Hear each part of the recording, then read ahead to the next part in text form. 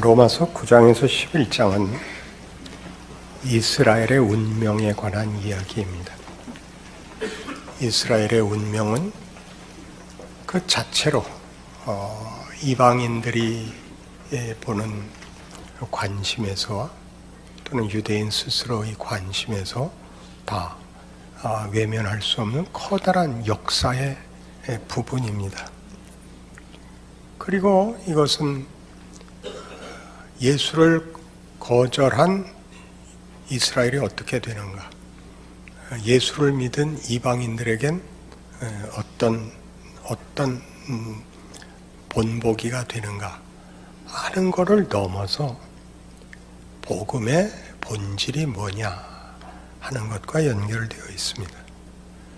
사도 바울이 담대히 이스라엘이 구원받을 거다라고 얘기하는 것은 복음의 본질이 그렇다라는 이야기입니다. 그리고 그것은 우리 9장 들어오면서 계속 얘기해 오고 있는 선택에 관한 문제에서 선택이라는 말이 배타적 구별이냐 하는 문제를 우리에게 성경적으로 이해하도록 돕기 위하여 인용되고 있습니다. 선택에 관한 커다란 오해는 누가 은혜를 받았다면 그렇지 않은 자는 못 받은 자로 차별이 된다는 것이죠. 누구는 호의를 받았고 누구는 호의를 받지 못했다. 누구는 선택을 받았고 누구는 버려졌다라고 우리는 대비하고 있습니다. 그렇지 않다는 얘기를 우리 9장 서두에서는 아브라함과 이삭과 야곱을 들어서 이야기합니다. 한번 정리하죠. 아브라함은 본토 친척 아비 집에서 구별됩니다. 아브라함이 그 가문 중에서 제일 우수하기 때문이 아니라 남은 것들과 차별이 없는 존재였다는 뜻입니다. 아브라함이어도 됐고 아브라함의 동생이어도 됐고 그 친구였어도 됐고 삼촌이었어도 되는 그 중에 하나, 그게 아브라함이 본토 친척 아비 집에서 부름을 받는 겁니다. 그러니까 본토 친척 아비가 없는 아래에서 태어난 하늘에서 떨어진이 아닌 하나님이 구별했을 때 구별하지 않은 자와 동일한 조건과 자격, 가치라는 걸 하는 것이 아브라함이고, 이삭은 정실 부인이 낳고 이스마엘은 종이 난 차별이 아니라 하갈은 이스마엘을 날만한 젊음이 있었고 이삭은 사라가 애를 낳을 수 없을 때 낳은 자임으로써 하나님이 함께하여 본인이 가진 자격으로 구별되는 것이 아닌 씨를 품고 있는 자인 것입니다. 야곱에게 오면 에서와는 쌍둥이입니다. 그러니까 사주팔자까지 똑같은 거죠. 뒷발꿈치를 붙잡고 나왔으니 앞뒤가 없는 셈인데 차남은 장남과 다릅니다. 지위와 권리에서 확연히 다릅니다.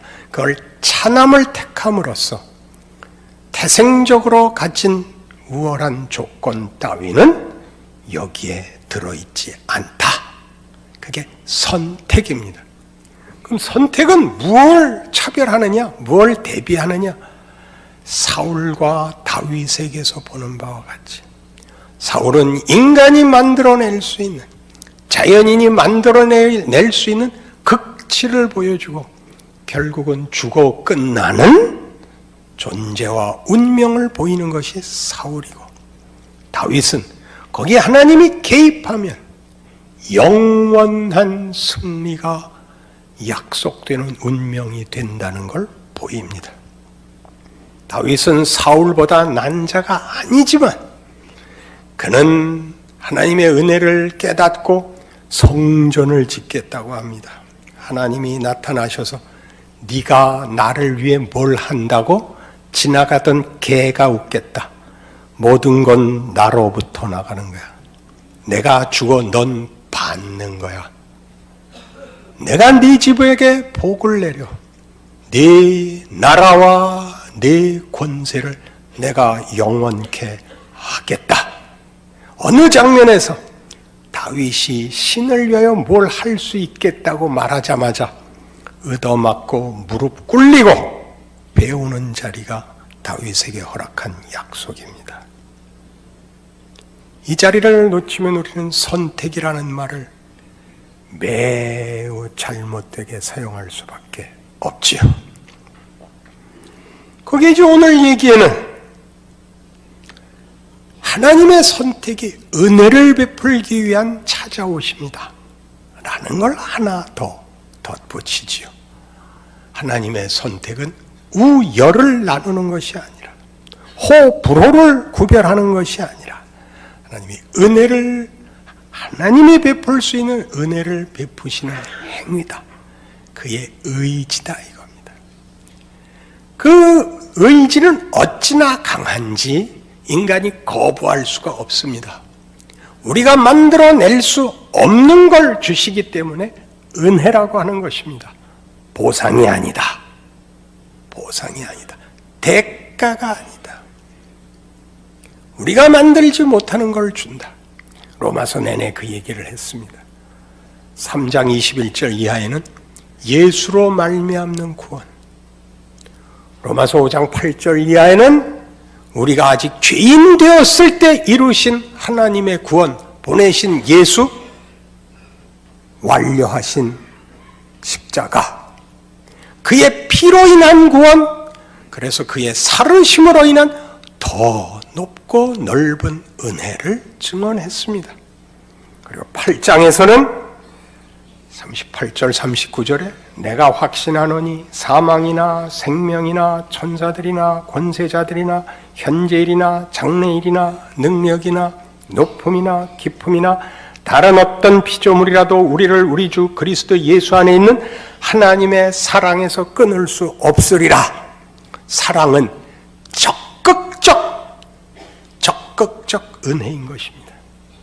다함이 없는 은혜, 베풀고 주시는 하나님의 의지를 말하는 것입니다. 우리는 이 문제가 늘 오해돼서 왜 모세에게는 이 일을 맡기고 바로는 뭡니까? 하는 식으로 나오죠. 마태복음 20장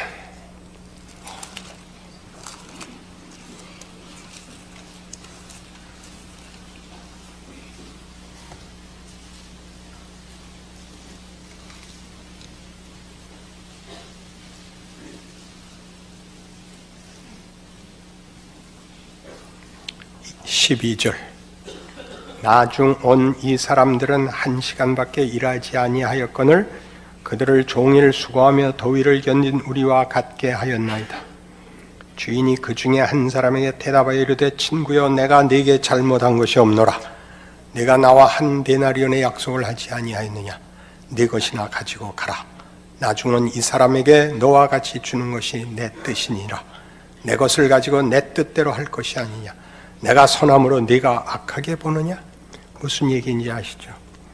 포도원 주인이 품꾼을 삽니다. 아침 7시에 품꾼들을 샀는데 9시에 나가니까 놀고 있는 자에서 또 보내고 12시에 나가서 또 보내고 3시에 또 보내고 오후 5시에 또 보냅니다. 그리고 저녁 6시에 이제 품삯을 주는데 오후 5시에 와서 1시간 일한 자에게 한 데나리온을 줍니다. 당연히 먼저 온 자들이 더 기대를 했겠죠. 똑같이 줍니다. 원망하여 이르기를 하루 종일 일했는데 1시간밖에 일한 사람과 똑같이 줍니다. 내가 너에게 불공평한 게 뭐냐? 내가 네게 약속한 한 데나리온을 주는데 나를 악하다고 하느냐? 내가 적게 일한 자에게 더 주는 것이 나의 은혜이고 나의 의로움이지 명예지 어찌 그게 불공정한 것이겠느냐? 네 것이나 가지고 가라. 이 말을 기억하십시오. 괄세하는 것 아닙니다. 하나님의 크심을 모르죠. 이 비유는 20장 1절에 이렇게 소개됩니다. 천국은 마치 품꾼을 얻어 포도원에 들여보내려고 이른 아침에 나간 집주인과 같습니다. 복된 일을 시키는 이죠. 인간을 가치 있게 쓰시죠. 그리고 게다가 은혜를 베푸는 입니다. 천국은, 하나님 나라는 그렇습니다.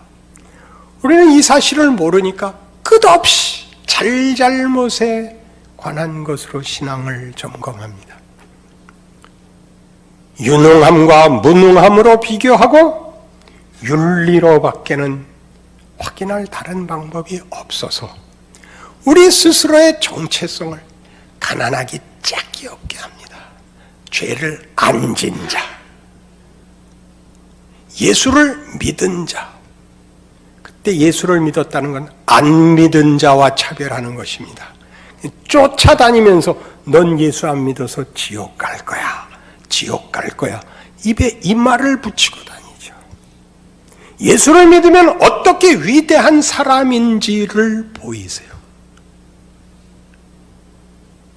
그들에게 가서 넌 예수 안 믿어서 이런 벌을 받을 거야. 그러지 말고 예수를 믿으면 뭐가 다른지를 보이세요. 누가복음 15장.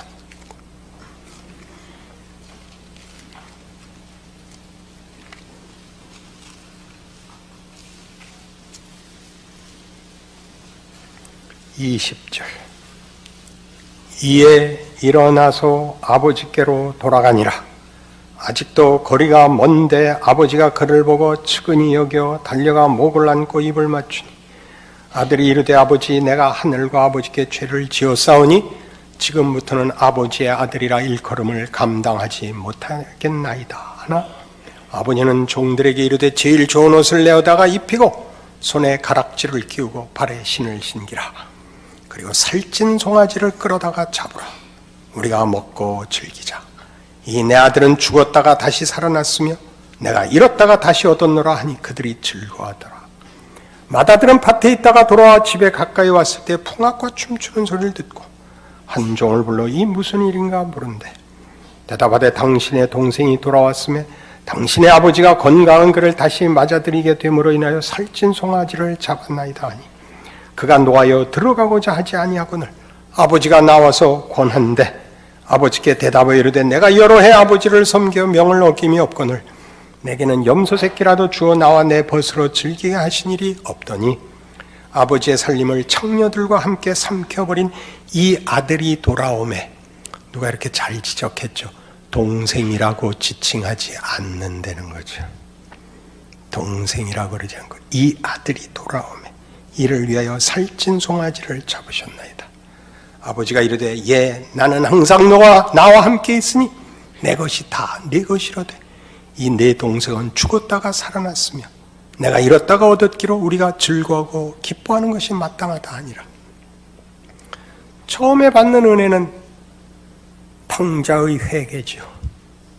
두 번째 받는 은혜는 맏아들의 못난 것으로 배우는 신자된 가난함에 관한 것이죠. 오늘 세 번째는 이런 아버지가 우리 아버지였으면 좋겠다죠. 이 아버지.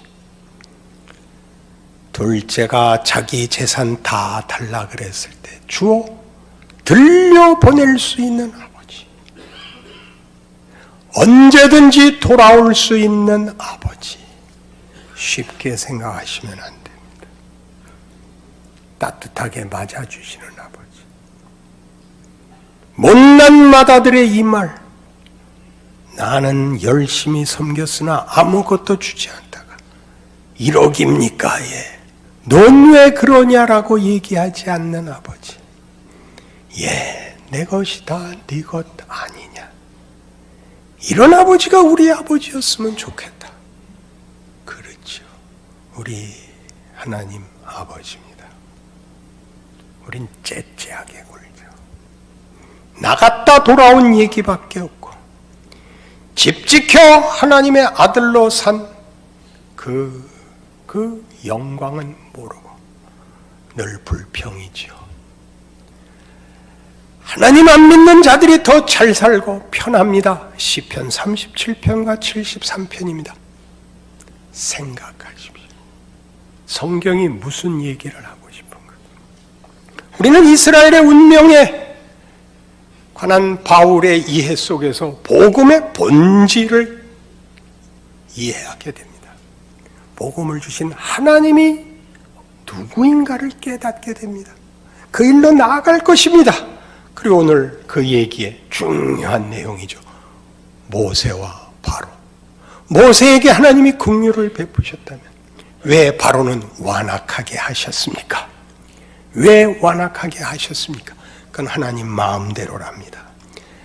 그리고 우리의 대비는 모세는 좋은 역을 맡기고 바로는 악역을 맡겼다. 그러면 바로에게 무슨 책임이 있느냐? 이 얘기를 하고 싶죠. 바로 그 얘기를 오늘 본문이 합니다. 벤허를 기억하시죠? 주인공은 찰턴 헤스턴입니다.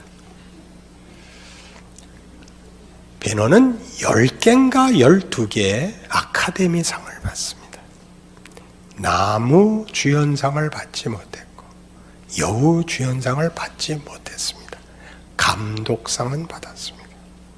그 유명한 벤허에서 벤허 역을 맡은 사람이 나무 주연상을 받지 못했다는 건 커다란 수치입니다. 나무 조연상은 받았죠. 메살라. 벤허의 내용은 주인공 역보다 조역에게 더 많이 의존하고 있습니다.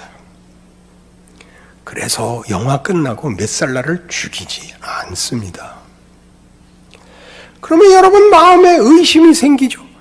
악역을 하고 악당일을 해도 안 죽인단 말인가? 그렇게 간단히 가지 마시고 바로같이 하나님 모르고 하나님 일에 대적하고 세상의 모든 권세를 가졌으나 하나님 일을 회방하는 것밖에는 할 줄 모르는, 왜냐하면 무지하니까. 그를 들어서 하나님의 영광이 드러나게 하셨다. 이렇게 해석을 하죠. 거기서 바로가 지옥 갔냐 천국 갔냐 얘기가 거기 들어있는 게 아니라, 그래서 10가지 재앙이, 10가지 재앙은 바로와 애굽을 죽이기 위하여 있지 않고 하나님이 누구신가를 나타내기 위해서 등장해서 바로는 회개를 할 수가 없었습니다. 회개를 하나님의 안 받아주셨죠. 마음을 강팍해 하고 완악하게 하사 그의 영광을 다 드러나게 하셨습니다. 우리가 바로에게 뭐라 그러겠습니까? 모세가 한 일은 뭐밖에 없다고요? 거기도 찰턴 헤스턴이 나왔죠. 쩔쩔 매는 거죠. 쩔쩔 매는 거. 대사 하나 제대로 하는 게 없습니다. 율브린너가 다 했고 찰턴 헤스턴은 한 게 없습니다. 하나님이 거기서 하나님의 영광을 그려낸 것에 대하여 놀라시고 경외심을 가지십시오. 그 다음 얘기들은 다음에 풀겠습니다. 나쁜 놈들 다 죽이면 영화가 안 된다니까요. 내용을 담을 수 없고 하나님의 영광과 일하심이 이렇게 구체적으로 나올 수 없는데, 다 착한 놈 갖고 하면 착한 님 갖고 왔다. 어떠냐? 그래도 좋죠. 그럼 시청률이 떨어진다니까요. 텍스트를 깊이 담을 수가 없습니다. 그것은 하나님이 택하신 방법입니다. 하나님이 택하신 방법입니다. 왜 내가 이 조건, 이 환경 속에 요 모양 요 꼴로, 그게 하나님이 정하신 구체적인 캐릭터입니다. 운명이기도 합니다. 그래서 하나님이 마음껏 일하십니다. 마음껏 일하십니다. 가만히 있으면 됩니다. 저는 늘 모래시계를 최고의 작품으로 치는데, 박근영 씨 딸이 대들죠. 아버지가 그랬어. 아버지가 박태수 잡아가고 아버지가 다 한 거야. 얘야, 남에게 영향을 미치고 싶거든 목소리를 낮춰라. 기억나세요? 계시록 23장 보셨어요.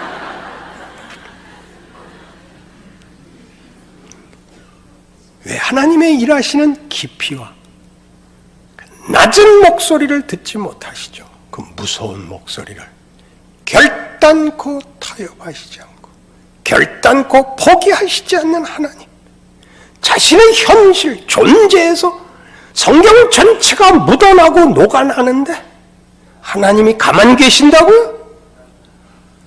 편하자는 거죠. 오직 하나의 소원, 편하자는 거죠. 육체적으로 편하고 심적으로 편하고 영원히 편하고 아무 생각도 아무 고통도 느끼지 않는 것 외에 소원이 없죠. 그걸 고쳐야 되니 하나님이 얼마나 힘들겠어요. 내보내실 수 있다니까요. 내보내신다니까. 하나님의 무서움, 호세아서의 핵심 메시지죠. 무서운 하나님, 바보인 채로 끝내지 않겠다. 그렇게 쉽게 끝내지 않겠다. 네가 비명을 지른다고 해서 내가 타협하지 않겠다. 내가 네게 목적한 것을 이루기까지 나는 결코 쉬지 않겠다. 성경 전체의 메시지입니다. 그래서 마지막도 그렇습니다. 이스라엘이라는 이름이, 그 이름이 절대적인 조건이 아니라 이스라엘은 바로 선택된 자들이다. 선택된 자들이라는 건 하나님이 개입한 자들. 누구는 개입하지 않고 누구는 개입했고의 차별이 아니라 하나님이 개입하는 자들에게는 그 운명이 하나님의 손에 붙들려 있어 결단코 실패치 않는다. 그러니까 이스라엘이라는 이름이 구원을 하는 것이 아니라 이스라엘이라는 이름에 주어진 그 하나님의 성의와 의지는 포기되지 않는다. 이스라엘 중에도 결국 남은 자만 구원을 한다. 그것은 다수가 아니고 적은 자라는 개념으로 말하는 것이 아니라 이스라엘이라는 이름이 하나님의 성의와 하나님의 약속에 관한 것이었다. 저들이 전체로 배신한 것으로 보이냐? 그 속에 하나님이 남기는 자들이 있다. 그건 우리에게 똑같이 적용되지 않았느냐? 우리가 언제 예수를 믿을 우리 역사적 유산이 있느냐?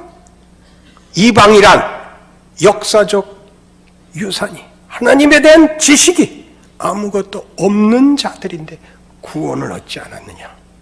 하나님이 하시고자 하면 심판해야 되는 자들은 얼마든지 기다려 하나님의 오래 참으심을 드러내실 수 있고, 하나님이 영광을 줄 자들을 가장 나쁜 조건에서 뒤집어 그 영광의 크기를 나타낼 수 있지 않냐? 그 하나님을 기억하라. 그게 남은 자란다. 그렇게 얘기하는 거예요. 남은 자를 14만 4천, 이마에 다윗의 별 있는 자, 이런 식으로 나누기 시작하자. 그러자 바보들이 됐죠. 지금 내가 하나님의 자녀로 붙잡혀 있다는 사실에 대한 이해와 누림은 전혀 없고, 그 구별을 왜 하러 다니죠? 그것 외에는 자신을 확인할 다른 방법이 없으니까. 예수를 믿는다는 말이 무엇인지, 하나님이 아브라함과 이삭과 야곱의 하나님이라는 말이 무엇인지, 이스라엘의 남은 자라는 말이 무엇인지 다 모르게 된 것이죠. 쇼생크 탈출을 얘기했었죠. 쇼생크 리뎀션. 쇼생크는 시삭, 바로였죠. 무슨 구원을 받는다고요? 오직 공포와 절망밖에 없는 감옥이 앤디로 인하여, 그가 여기 살다가 탈옥을 했기 때문에 남은 동료들이 앤디 얘기를 하면서 감옥에선 만들 수 없는 내용을 나눕니다. 앤디가 그랬어. 맥주 한 병씩 주세요. 그랬지. 음악을 틀었어. 탈옥을 할 줄 누가 알았어. 웃음과 희망을 내용으로 삼을 수 있게 되므로 더 이상 감옥일 수 없게 되는 것입니다. 여러분의 인생에 예수를 믿는다는 믿음과 붙드심이 생기자 여러분이라는 감옥이 제거되는 것이 아니라 우리가 살고 있는 현실이 감옥에서부터 낙원으로 변하는 게 아니라 이 감옥이 만들지 못하는 걸 갖게 됐죠. 믿음, 사랑, 웃음, 희생, 섬김들이 나오고 있는 것들입니다. 그것은 보상을 위한 조건이 아니고 윤리적 확인이 아니라 이 세상이 만들지 못하는 걸 가진 자들의 현실적 하나님의 백성된 증거들인 것입니다. 억지로 하려는 거 아닙니다. 안 할 수가 없습니다. 아는데요. 스스로가 알지요. 히브리서 12장은 우리의 자리를 이렇게 소개하고 있습니다.